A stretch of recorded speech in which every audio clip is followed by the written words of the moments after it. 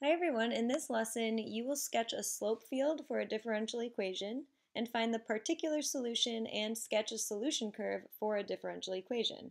So first of all, what is a differential equation and why do we care about them? That's simple. A differential equation is any equation given by the differential dy over dx.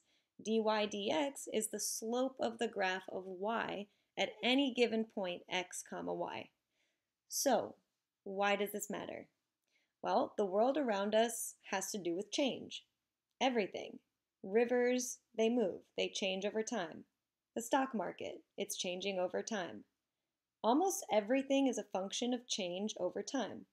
In order to understand these systems, we can look at the change in the system to make conclusions about it at any given point in time.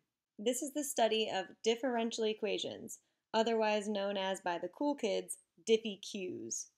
So let's take a look at how to analyze a differential equation by sketching a slope field. A slope field is just a sketch of little mini tangent lines or slopes at specific points. When we look at our finished piece of art, we can see what our system of change looks like in general, and then we may be able to conclude what the function itself is based on the shape of the movements in the slope field. Let's look at the equation dy dx equals negative 2x over y and start with a point on this axis. So I'm starting with the point 1, 1, and I'm simply going to substitute x equals 1 and y equals 1 to the differential equation, and I get negative 2. That means I'm going to sketch a slope of negative 2, or a tangent line of negative 2. So I go down 2 units over 1 unit so I can get a reference point, and then I just connect the 2 points to get a nice accurate slope of negative 2.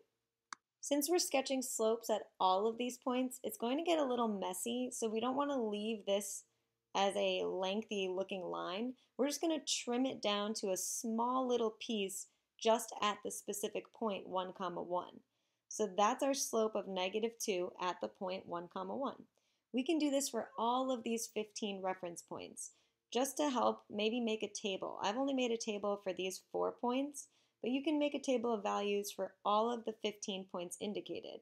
Simply go ahead and substitute x and y in appropriately for the differential equation, and that's going to give you the appropriate slope. With all of these negative x values here, negative 1, positive 1, negative 1, negative 1, if we were to substitute those values in for the differential equation, we're just going to get a reflection of the slopes on the other side that we plotted. Now what about all of the points where x is 0? Think about it. If you substitute in anything for 0, you're going to get out 0. So all of these have a slope of 0. Now lastly, these y values of 0 here, they're all going to be undefined because if I substitute 0 in for y for that differential equation, we get a 0 in the denominator, which is undefined. So those are all just going to be vertical slopes.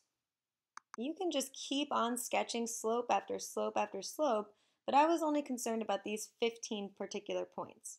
So now let's take a look at another question using this exact same differential equation. We're now going to sketch a solution curve through the point negative 1, 1. So find negative 1, 1, and we're just going to go ahead and literally trace the movement of the slope field starting at negative 1, 1 and following this pattern. If you notice, this is a positive slope here, and then if I were to move to the next point, it looks like it is a horizontal slope, and then it's a negative slope, and then it's a vertical slope, and then it's positive, 0, negative, vertical, and so on. And when I connect everything together, this motion looks like an ellipse. And if I kept sketching for all of these points, they're all ellipses. So now what if I want to find the particular solution for this differential equation given negative 1, 1 as an initial condition? First, we have to separate the variables, meaning we want to get the y's with the dy's and the x's with the dx's. So in doing this, you should have y dy equals negative 2x dx. Now the second step, you're going to take the antiderivative of both sides. When you take the antiderivative of both sides, you're going to get a general solution. In this case, we get y squared equals negative 2x squared plus c.